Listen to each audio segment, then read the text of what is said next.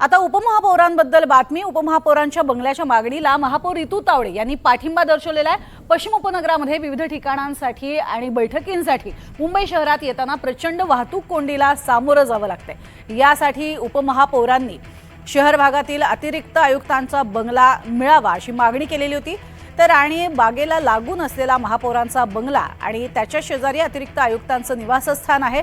सभागृहात महापौर नसताना उपमहापौर सभा चालवतात, त्यामुळे त्यांनाही महापालिकेतर्फे निवासस्थान मिळायला हवं असं महापौरांनी म्हटलंय। तर महापालिकेच्या जल अभियंता विभागाचे अनेक बंगले सध्या रिकामे आहेत, त्यातील एक उपमहापौरांना देण्यास हरकत नाही असंही त्यांनी म्हटलंय।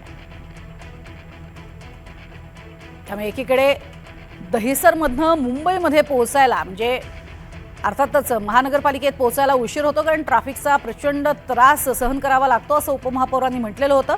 आणि त्यानंतर आता महापौरांनीच एक अर्थातच सजेशन दिलेलं आहे। त्यांचं म्हणणं आहे की अतिरिक्त आयुक्तांचा बंगला हा जवळच आहे, त्याचबरोबरीनं काही बंगले हे सध्या रिकामे आहेत जे महापालिकेच्या जल अभियंता विभागाचे आहेत, त्यातील एखादा रिकामा बंगला हा त्यांना दिला जाऊ शकतो।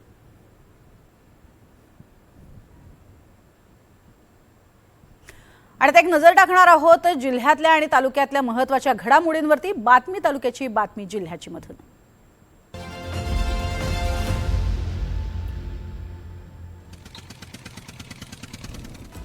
मुख्यमंत्री देवेंद्र फडणवीस आज पुणे दौऱ्यावर असून शहरातील विविध कार्यक्रमांना ते उपस्थित राहणार आहेत। यावेळी पुणे विभागातील विविध राष्ट्रीय महामार्ग प्रकल्पांचं भूमिपूजन होणार आहे। या कार्यक्रमाला केंद्रीय रस्ते वाहतूक आणि महामार्ग मंत्री नितीन गडकरी, केंद्रीय नागरी विमान वाहतूक राज्यमंत्री मुरलीधर मोहोळ, उपमुख्यमंत्री एकनाथ शिंदे, उपमुख्यमंत्री सुनेत्रा पवारही उपस्थित राहणार आहेत।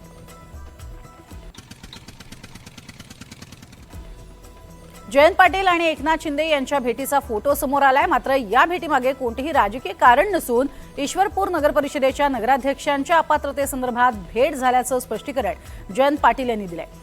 तर उरुण ईश्वरपूर नगरपरिषदेचे लोकनियुक्त नगराध्यक्ष आनंद मलगुंडे यांचं नगराध्यक्षपद रद्द झाल्याच्या पार्श्वभूमीवर ही भेट झाली अशी माहितीही जयंत पाटील यांनी दिली आहे। राष्ट्रवादी शरद पवार गटाचे नेते जयंत पाटील यांनी आधी मुख्यमंत्र्यांची आणि नंतर उपमुख्यमंत्री शिंदे यांची देखील भेट घेतली। या भेटीवरनं मंत्री भरत गोगावले यांनी सूचक विधान केलंय आणि पुढे काहीतरी चांगलं घडणार असल्याचंही त्यांनी म्हटलंय।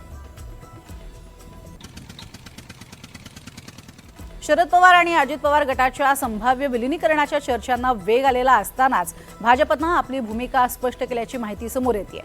शरद पवार गटाला स्वतंत्रपणे एनडीएमध्ये घेण्यापेक्षा राष्ट्रवादीच्या दोन्ही गटांचं आधी विलीनीकरण व्हावं यावर भाजपचा भर आहे अशी माहिती सूत्रांनी दिली आहे।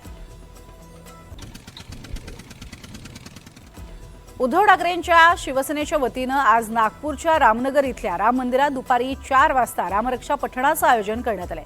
या कार्यक्रमासाठी उद्धव ठाकरे आणि आदित्य ठाकरे हे दुपारी 12च्या सुमारास नागपूरमध्ये दाखल होतील।